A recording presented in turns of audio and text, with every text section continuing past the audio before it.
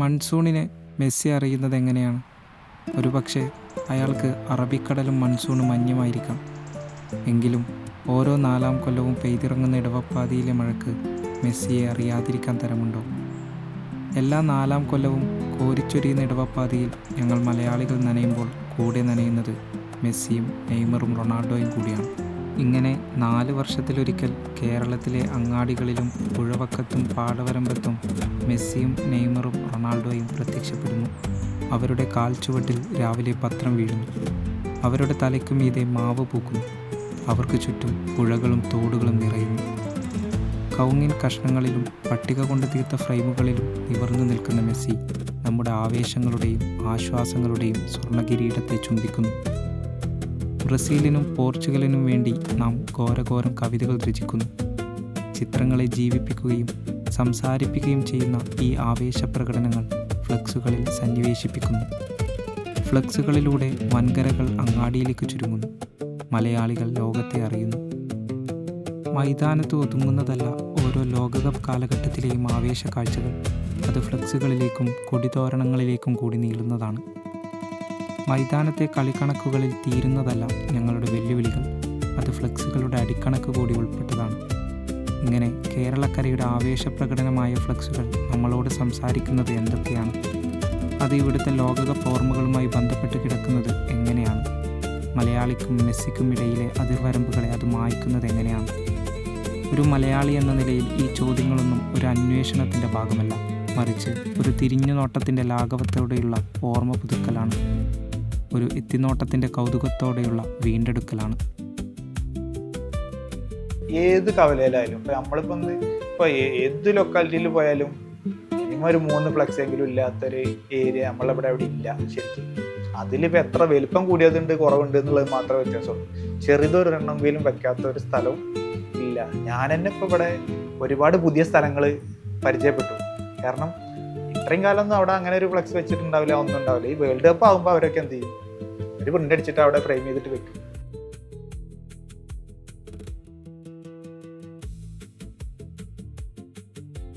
ഞാൻ ആദ്യമൊന്നും ലോകകപ്പ് കാണുന്ന കാലത്തൊന്നും ഫ്ലക്സ് ഇല്ലായിരുന്നു, തീരെയില്ലായിരുന്നു, കൊടിതോരണങ്ങൾ ഇല്ലായിരുന്നു. ഈ 2000-ന് ശേഷം, അതായത് മൊബൈല് നമ്മളെ പോക്കറ്റിൽ എന്നാണ് തായിയായി സ്ഥാനം പിടിച്ചത്, അതിന് ശേഷമാണ് ഫ്ലക്സുകളും മറ്റുമൊക്കെ അല്ലാതെ കൂടി വന്നത്. എനിക്ക് തോന്നുന്നു ടൗണിനേക്കാളും ഗ്രാമത്തിലാണ്. അവിടെയൊക്കെ ഓരോരോ ക്ലബ്ബുകളുണ്ട്. അത് ക്ലബ്ബ് എന്ന് പറഞ്ഞിട്ടുണ്ടെങ്കിൽ ഗ്രാമത്തിന്റെ വലിയ ആവേശമാണ്. അവിടെയുള്ള കുട്ടികളാണ്, അത് പ്രായഭേദമന്യേ അവർ പൈസ ഒരു കൂട്ടി ഉണ്ടാക്കുകയാണ്, അവർ പൈസ പിരിവിടുകയാണ്, എന്നിട്ടാണ് ഈ ഫ്ലക്സ്. അപ്പൊ അവർ പറയും അർജന്റീനയെക്കാളും വലിയ ഫ്ലക്സ് നമുക്ക് വെക്കണം കേട്ടോ എന്ന് പറയും. അങ്ങനെ അപ്പുറത്ത് അർജന്റീന വെക്കുന്നതിനേക്കാളും വലിയ ഫ്ലക്സ് ആണ് ബ്രസീലിന്റെ ആളുകൾ വെക്കുക. Argentina second Brazil 400 വെച്ചുകൊണ്ടല്ലോ 400 feet.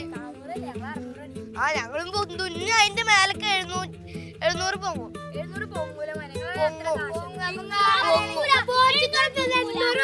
800 വെക്കാനുള്ള ആൾക്കാരും ഇല്ല, കയ്യില് പൈസ ഇല്ല. നിങ്ങൾ 5 ആൾക്കാരോട് എന്താട്ടുണ്ട്? സിറ്റിയില് ഞങ്ങളെ വലുത്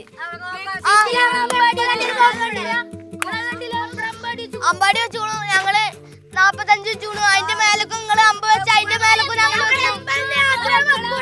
വായ പോയി നോക്കാം.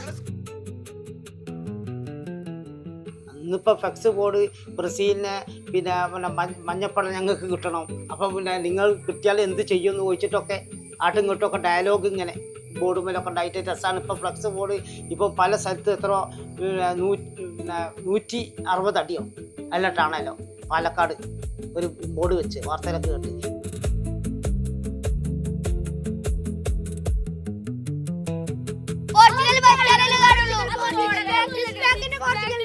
അത് ഇവിടെ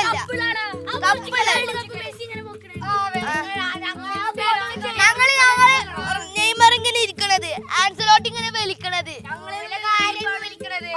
വിളിച്ചിട്ട് എന്താ കാര്യം? ഞങ്ങൾ എന്നിട്ട് പക്കറ്റ് പാല ക്രോസ് ബാറിന്റെ പാല അങ്ങനെ മേത്ത് വെക്കണേ. നിങ്ങളെ ആരും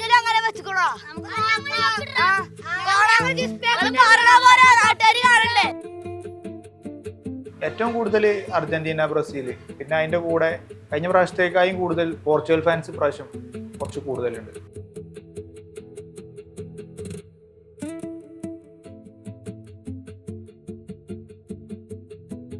ബ്രസീലിന്റെ അർജന്റീന ഫ്ലെക്സ് ആണ് ആദ്യം ഇവിടെ വന്നത്. പിന്നെ ഓരോരുത്തർ ഫ്ലെക്സ് ഇങ്ങനെ വരാൻ തുടങ്ങി. സ്പെയിനായി, അങ്ങനെ ജർമ്മനിയായി, അങ്ങനെ ഫ്ലെക്സ് പലരും വരാൻ തുടങ്ങി ഇങ്ങനെ. പിന്നെ ഇപ്പൊ അത് വിപുലമായിട്ട് ഇപ്പോഴത്തെ യൂത്തന്മാര് നമ്മളെങ്ങാട്ടൊക്കെ കടത്തി വെട്ടുന്ന സൈസാണ് ഇത്.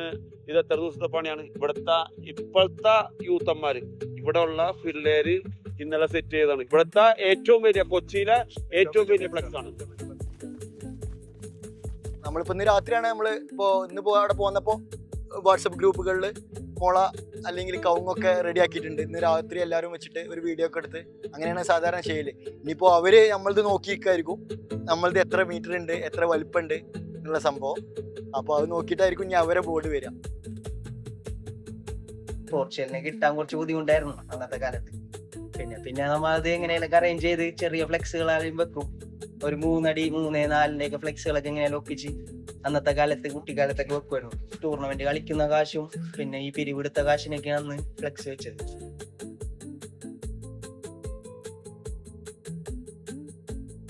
ഞങ്ങൾ അർജന്റീന ഫാൻസ് ഒരു ഫ്ലെക്സ് വെച്ച് അത് കൂടുതലും ഫ്രെയിമും കാര്യങ്ങളൊക്കെ അടിച്ചു തന്നെ നമ്മളൊരു കൂട്ടുകാരുണ്ട്, ചിപ്പു എന്ന് പറഞ്ഞിട്ട്. അവനാണ് പോർച്ചുഗലിന്റെ ഡേ ഹാഡ് ഫാനാണ്. അയാളായിരിക്കും നമുക്ക് ഈ സാധനങ്ങൾ അടിച്ചു തന്നെ. ബ്രസീലിനും അയാൾ തന്നെ അടിച്ചു. അയാളില്ലെങ്കിൽ ഈ ഫ്ലെക്സ് ഒന്നും ഇവിടെ പോകാൻ. ഇനി ഒരു കാര്യം പാടുണ്ട്. പണ്ട് എന്ന് പറഞ്ഞിട്ടുണ്ടെങ്കിൽ അർജന്റീന, ബ്രസീലും മാത്രമായിരുന്നു ഫ്ലക്സ് വെച്ചിരുന്നത്. ഇന്ന് അതല്ല. ഇന്ന് പോർച്ചുഗലിന് ആരാധകരുണ്ട്, ഇംഗ്ലണ്ടിന് ആരാധകരുണ്ട്, ഫ്രാൻസിന് ആരാധകരുണ്ട്. എന്തിനേറെ സൗദി അറേബ്യക്ക് വരെ ഉണ്ട്. സൗദി അറേബ്യക്ക് തോന്നുന്നു കഴിഞ്ഞ പ്രാവശ്യം അർജന്റീനയെ തോൽപ്പിച്ച ഒരു ടീമാണ്. ഈ പ്രവാസികള് നമുക്ക് അന്നം തരുന്ന നാട് എന്ന് പറഞ്ഞാണ്ട് സൗദിന്റെ പിറകെ കൂടുതലുണ്ട്. പക്ഷെ ഒന്ന് സ്ട്രോങ് ആയത് കഴിഞ്ഞ കളിയിലാണ്. ജോർദാൻ, അമാൻ,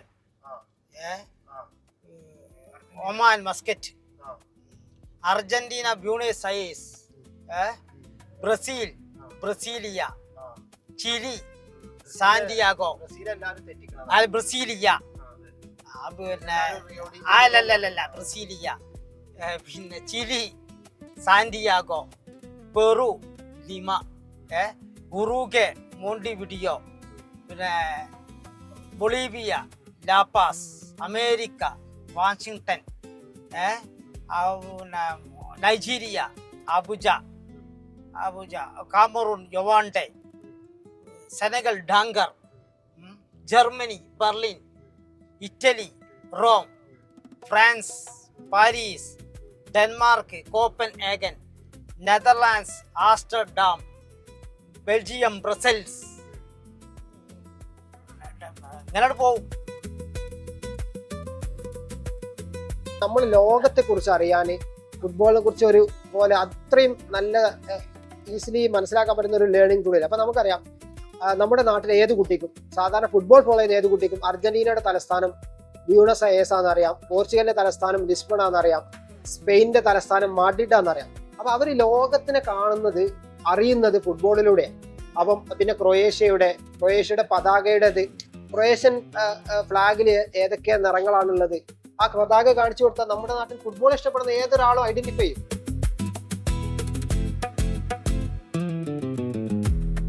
2010 വേൾഡ് കപ്പ് സമയത്താണ് ഫ്ലെക്സുകളിലെ ഡയലോഗുകൾ ഞങ്ങൾ കുട്ടികളുടെ ഫാൻ ഫൈറ്റിൻ്റെ ഭാഗമാകുന്നത്.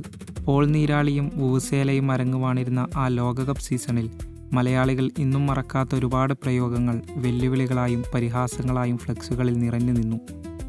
1000 മെസ്സിക്ക് അരക്കക്ക എന്ന വീമ്പ് പറച്ചിലാണ് അതിലൊന്ന്. മദ്രസയിലേക്ക് പോകുമ്പോഴും സ്കൂൾ വിട്ടു വരുമ്പോഴും റോഡരികിൽ ഞങ്ങളെ ആകർഷിച്ചിരുന്ന ബ്രസീൽ ഫാൻസിൻ്റെ ഫ്ലെക്സിലാണ് ഈ വാചകം ഞങ്ങൾ ആദ്യമായി കണ്ടത്. തൊട്ടപ്പുറത്ത് അർജന്റീനയുടെ ഫ്ലെക്സിൽ റൊസാരിയോ തെരുവിലെ മുത്തശ്ശിമാരുടെയും ലോകം കീഴടക്കിയ അവരുടെ പേരക്കുട്ടികളുടെയും പഴങ്കഥകൾ ഞങ്ങൾ കൗതുകത്തോടെ വായിച്ചു. കാനറികളുടെ ജോഗോ ബൊണിറ്റോ സൗന്ദര്യവും ആൽബി സെലസ്റ്റകളുടെ ഐതിഹാസികതകളും ഞങ്ങൾ ഫ്ലെക്സുകളിൽ നിന്ന് മനഃപ്പാഠമാക്കി. ചിത്രങ്ങൾ ഫ്ലെക്സുകൾക്ക് ജീവൻ നൽകിയപ്പോൾ അത് ഞങ്ങളോട് സംസാരിച്ചത് അതിൽ എഴുതി പിടിപ്പിച്ച വാചകങ്ങളിലൂടെയാണ്. ആരാധകരുടെ ഹൃദയം കൊണ്ട് അവർ പകർത്തിയ ഓരോ വാക്കുകളും വാചകങ്ങളും വെല്ലുവിളികളായും ആത്മവിശ്വാസമായും ഞങ്ങളും മന്ത്രിച്ചു. ഫ്ലെക്സ് യുദ്ധം നടത്തുമ്പോഴേ ഇഷ്ട ടീമിന്റെ ആരാധകര് ആ ഫ്ലെക്സിൽ ക്യാപ്ഷൻ വെക്കും. അത് വലിയ ഒരു ബുദ്ധിജീവിനോട് ചോദിച്ചിട്ടോ അല്ലെങ്കിൽ വളരെ ചിന്തിച്ചിട്ടോ ഒന്നല്ല, സ്പോണ്ടേനിയസ് ആയിട്ട് സാധാരണക്കാരായിട്ടുള്ള ഫുട്ബോൾ ഫാൻസ് ആരാധകർക്ക് അവരുടെ ചിന്തയിൽ അവർ പറയുന്ന കാര്യങ്ങളാണ് ബോർഡിൽ ക്യാപ്ഷനായിട്ട് വരാം. ആ ഡയലോഗ് ഉണ്ട്, ആ ഡയലോഗ് മേലാണ് ഈ പിന്നെ ഫ്ലെക്സ് വെച്ചിട്ട് കാര്യമില്ല, ഫ്ലെക്സ് മേലല്ല ഡയലോഗ് വരണം. അപ്പോൾ ഡയലോഗ് വരുമ്പോഴല്ല ആ ഫ്ലെക്സ് ജനങ്ങൾ ശ്രദ്ധിക്കുള്ളൂ. ഒരുപാട് ഡയലോഗുകൾ പണ്ടുണ്ട്, അതിന് പൂർണ്ണമായിട്ട് ഇപ്പോൾ പറയാൻ എത്രയോ ലോങ് പിന്നെ ഡയലോഗുണ്ടായി. നമ്മളെ ബ്രസീലിനെ സംബന്ധിച്ചിടത്തോളം എപ്പോഴും ഫേവറേറ്റുകളായിരുന്നു. അപ്പോൾ അതിൻ്റെതായ ഒരു വമ്പത്തരം ഉണ്ടായിരുന്നു. ഞങ്ങളെ തോൽപ്പിക്കാൻ ആരുണ്ട്, അല്ലെങ്കിൽ ഞങ്ങളെ ആർക്ക് വീഴ്ത്താൻ കഴിയും, ഞങ്ങൾ 5 പ്രാവശ്യം വേൾഡ് കപ്പ് അടിച്ചിട്ടുണ്ട്, നിങ്ങൾക്ക് വേറെ എന്താ പറയാനുള്ളത്? കഴിഞ്ഞ ഇതിന് വെച്ചത് വേൾഡ് കപ്പിന് വെച്ചത് മരുന്ന് മക്കളെ മഞ്ഞപ്പടാക്കി ഇടിപ്പിക്കാന്ന് പറഞ്ഞു. മരുന്ന് മക്കളെ മഞ്ഞപ്പടാക്കി ഇടിപ്പിക്കാന്ന് പറഞ്ഞത് മഞ്ഞപ്പട ആദ്യം പോയി, പക്ഷെ അതില് ചില മാറ്റങ്ങൾ സംഭവിച്ചല്ല, അതുകൊണ്ടാണല്ലോ മഞ്ഞപ്പട തോറ്റത്. ക്യാപ്ഷൻസ് കൂടുതലും വരുന്ന ഈ സിനിമകൾ കാണുമ്പോഴാണ് അതിൽ നിന്നുള്ള ക്യാപ്ഷൻസുകളായാലും ഒരുപാട് മാറിയിട്ടുണ്ട്. പോർച്ചുഗലിന് ഒറ്റ ക്യാപ്ഷനേ ഉള്ളൂ, പടയുടെ നായകൻ സിയാസ്.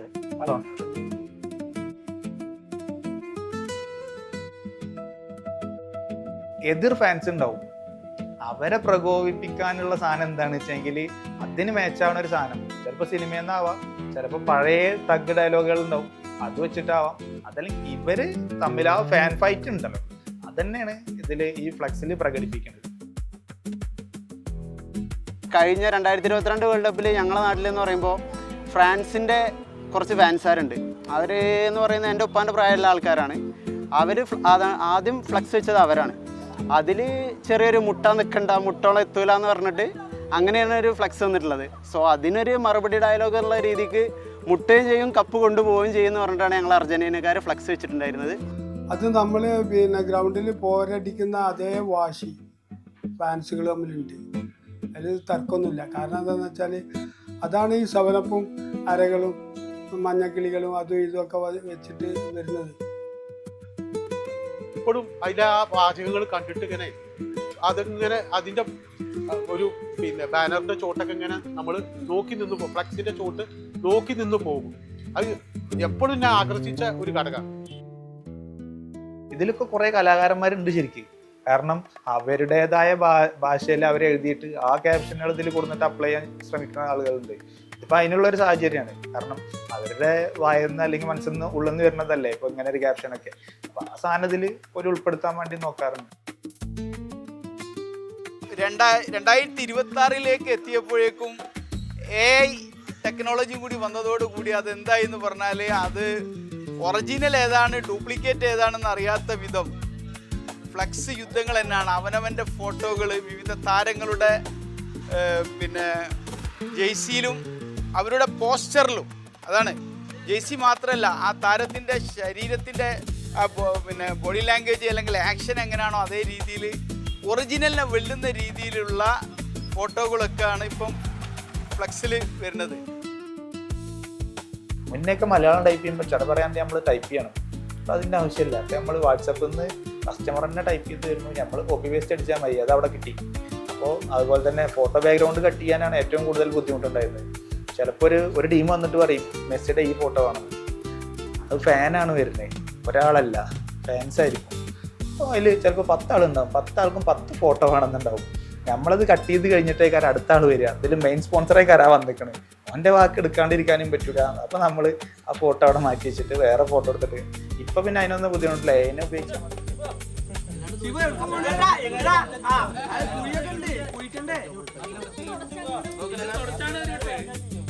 വേൾഡ് കപ്പ് വരുമ്പോൾ ആദ്യം ചുവരിലാണ് എഴുതുക. ചുവരിൽ എഴുതാന്ന് പറഞ്ഞാൽ അത് ഒരു ആവേശം തന്നെയാണ്. കാരണം ആ എഴുതുന്ന ആൾ എഴുതുന്നത് ആദ്യാവസാനം വരെ നോക്കി നിൽക്കാൻ കുറേ ആളുകളുണ്ടാവും. അപ്പം അത് പിന്നെ ഒരു പ്രത്യേക വൈബ് തന്നെയാണ്.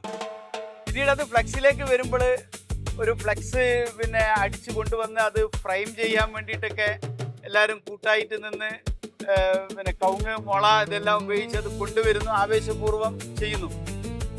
അതിലൊക്കെ എന്ന് പറഞ്ഞാൽ ഒരു സർഗാത്മകമായിട്ടുള്ളൊരു ഒരു പിന്നെ ഫുട്ബോൾ പ്രേമികളുടെ ഇടപെടൽ അതുണ്ട്. അത് കുറെ കൂടി തോന്നുന്നു ജനകീയാണത്.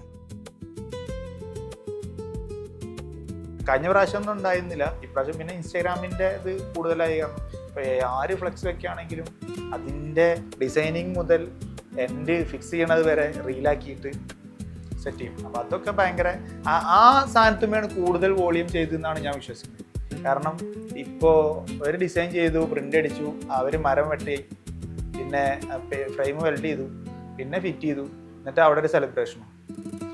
ഇതിനെ മൊത്തം ഒരു റീലാക്കിയിട്ട് ഇട്ടിട്ട് അത് പോസ്റ്റ് ചെയ്യുമ്പോഴാണ് കൂടുതൽ ഫാൻസുകാർ സാറ്റിസ്ഫൈ ആവണത് എന്നാണ് ഞാൻ മനസ്സിലാക്കുന്നത്. മാരക്കാന ഞങ്ങൾ കണ്ടിട്ടില്ല, എങ്കിലും മലബാറിലെ കാൽപന്ത് മൈതാനികളിൽ ഞങ്ങൾ മാരക്കാനയെ കേൾക്കുന്നു. റൊസാരിയോ മുത്തശ്ശിമാരുടെ കഥകൾ ഞങ്ങൾ കേട്ടിട്ടില്ല, എങ്കിലും അവരുടെ പേരക്കുട്ടിയുടെ കാൽച്ചുവടുകളിൽ ഞങ്ങൾ ആ വാത്സല്യം അറിയുന്നു. സ്പാനിഷ് ഭൂമിക ഞങ്ങൾക്കറിയില്ല, എങ്കിലും ടിക്കി ടാക്കയുടെ നുറുങ്ങുതാളം ഞങ്ങളുടെ മൈതാനങ്ങളിൽ മന്ത്രിക്കുന്നു. കാരണം ഫുട്ബോൾ ഞങ്ങളെ ത്രസിപ്പിക്കുമ്പോഴും ആനന്ദക്കയത്തിലേക്ക് തള്ളിയിടുമ്പോഴും ഞങ്ങളുടെ കാഴ്ചകളെ വിസ്തൃതമാക്കുന്നു, ഞങ്ങളുടെ ചക്രവാളങ്ങളുടെ അതിരുകളെ ഭേദിക്കുന്നു. സൊസൈറ്റിയിൽ ഫുട്ബോൾ കൊണ്ടുവരുന്ന ഏറ്റവും വലിയൊരു നല്ല കാര്യം ഒരു യൂണിവേഴ്സൽ ഹ്യൂമനിസം. ഒരു യൂണിവേഴ്സൽ ഹ്യൂമനിസം, ആ ഒരു ചിന്താഗതി ഫാൻസ് ആൾക്കാർക്ക് ഇപ്പം വളരെ എഡ്യൂക്കേറ്റഡ് ആയ, തിയററ്റിക്കലി അത് പഠിക്കാത്തവർക്ക് പോലും എല്ലാവരും ഒന്നാണ്, ഒരുമയുള്ളതാണ് എന്നുള്ളൊരു തോന്നൽ വരാനൊരു കാരണം ഫുട്ബോൾ നൽകുന്നുണ്ട്. അപ്പം എനിക്ക് തോന്നുന്നു അത് നാഷണലിസത്തിന് അപ്രസക്തമാക്കുന്ന ഒരു കാര്യം. നാഷണലിസം എന്ന് പറയുന്നത് നമുക്കൊരു കുറച്ചുകൂടി സങ്കുചിതമായ ഒരു ചിന്താഗതിയാണെന്ന് പറയാം. നമ്മളൊരു ബോർഡറിൽ നിൽക്കുന്ന നമ്മുടെ രാജ്യം എന്നുള്ള ഈ നാഷണലിസം, ഒരു ഭയങ്കര എക്സ്ട്രീം നാഷണലിസം വരുമ്പം ശരിക്കും പറഞ്ഞാൽ അതിനെതിരെ ഒരു കൗണ്ടർ മൂവ്മെന്റ് ആണ് ശരിക്കും പറഞ്ഞാൽ യൂണിവേഴ്സൽ ഹ്യൂമനിസം എന്ന് പറയുന്നത്. അപ്പൊ അതിന് ഏറ്റവും പവർഫുൾ ആയ ഒരു ടൂളാണ് ഫുട്ബോൾ എന്ന് പറയുന്നത്. അപ്പൊ അത് എനിക്ക് തോന്നുന്നു അത് കേരളം, കൊൽക്കത്ത പോലുള്ള പ്രത്യേകിച്ചും നമ്മുടെ ഒരു നാഷണലിസ്റ്റ് സെന്റിമെന്റ്സിനെ എപ്പോഴും അതിനൊരു കുറച്ചൊരു സംശയ ദൃഷ്ടിയോടെ കാണുന്ന ഒരു രണ്ട് പ്രദേശങ്ങളാണ് കൊൽക്കത്തയും കേരളവും എന്ന് പറയുന്നത്. എനിക്ക് തോന്നുന്നത് നമ്മളെ കോളനൈസ് ചെയ്ത രാജ്യങ്ങളെ നമ്മൾ ആരാധിക്കുന്നുണ്ട്, ഇപ്പം പോർച്ചുഗൽ, ഇംഗ്ലണ്ട് പോലെ. പക്ഷെ അത് രണ്ടും ഒരു ഡിഫറൻ്റ് ആണെന്ന് എനിക്ക് തോന്നിയിട്ടുണ്ട്.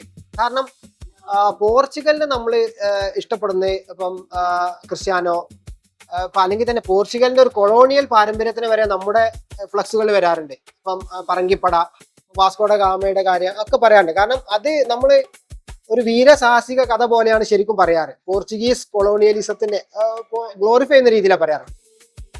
ഇംഗ്ലണ്ടിൽ നമ്മളുടെ ഒരുപാട് ഉപദ്രവിച്ച ആളുകളാണ്. ഇവിടെ കോളനി സ്ഥാപിച്ച് നമ്മളെ ബുദ്ധിമുട്ടിയാണ് ഫുട്ബോൾ ഇവിടെ കൊടുന്നത് അവരാണ്. അതൊക്കെ നമ്മൾ അഡ്മിറ്റ് ചെയ്യും. എന്നിരുന്നാലും നമുക്ക്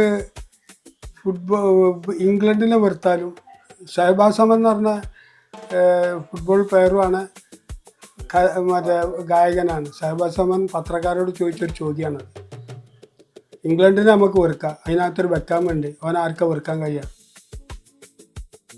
ഒരു ആന്റി റേസിസ്റ്റ് ചിന്താഗതി ഉണ്ടാക്കുന്നതിൽ, റേസിസത്തിനെതിരെയുള്ള, വംശീയതക്കെതിരെയുള്ള ഒരു മനോഭാവം വളർത്തി ഫുട്ബോൾ വലിയ പങ്കുണ്ട്. കാരണം അതിനൊരു പ്രധാന കാരണം ബ്ലാക്ക് പ്ലേയേഴ്സാണ്. ഇപ്പം ഇംഗ്ലീഷ് പ്രീമിയർ ലീഗിലായാലും മറ്റു ലോകകപ്പുകളിലായാലും നമുക്ക് ഇഷ്ടപ്പെട്ട കുറേ ബ്ലാക്ക് പ്ലേയേഴ്സ് ഉണ്ട്.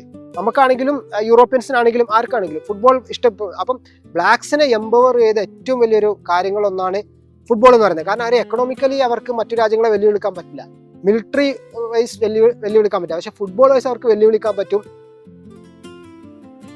ഇപ്പൊ പ്രത്യേകിച്ച് നമുക്കറിയാം ഒരു യുദ്ധത്തിന്റെ കാർമേഘമൊക്കെ ഉള്ള ഒരു അവസ്ഥയാണ് നമ്മളെ നാട്ടിലൊക്കെ ഉള്ളത്. ഇറാൻ പ്രശ്നം നമ്മൾ ഒരു വേള ഈ ലോകകപ്പിനെ നടക്കുമോ എന്നൊക്കെ ചിന്തിച്ചിരുന്നു.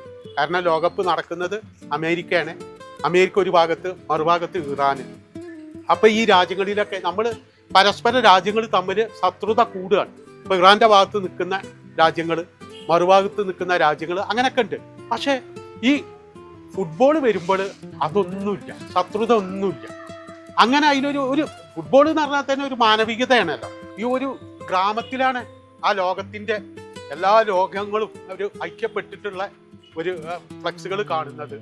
അപ്പൊ അതുകൊണ്ട് അതൊരു ഐക്യത്തിൻ്റെ പാടെ ഒരു ഉദാഹരണമായിട്ടാണ് ഞാൻ കാണുന്നത്. ആ പന്ത് എന്ന് പറയുന്ന ഒരു മാസ്മരിക സംഭവമാണ് ഈ സ്നേഹം മുഴുവൻ ഇവിടെ ഉണ്ടാക്കുന്നത്. അതൊരു സ്നേഹത്തിന്റെ ഗോളാണ്. ആ ഗോളത്തിന്റെ കളിയാണ് ഇപ്പോൾ വരുന്നത്.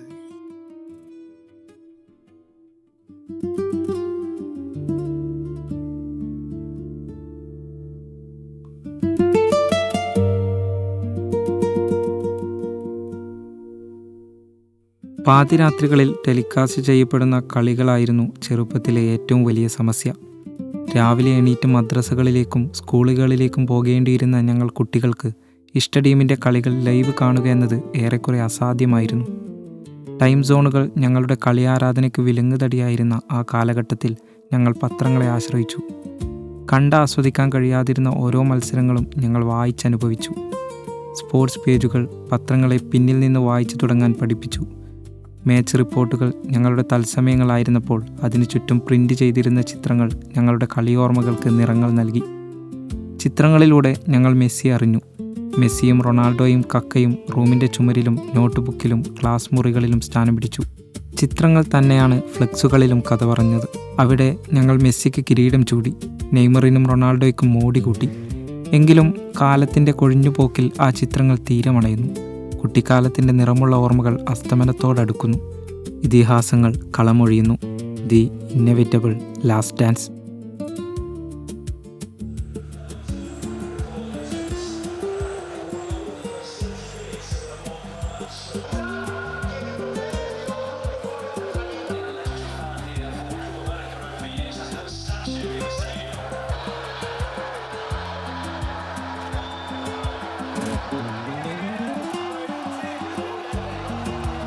മലയാളിയുടെ ഫ്ലെക്സ് ആവേശം ഈ ലോകകപ്പിൽ തുടങ്ങിയതോ ഇവിടെ അവസാനിക്കുന്നതോ അല്ല.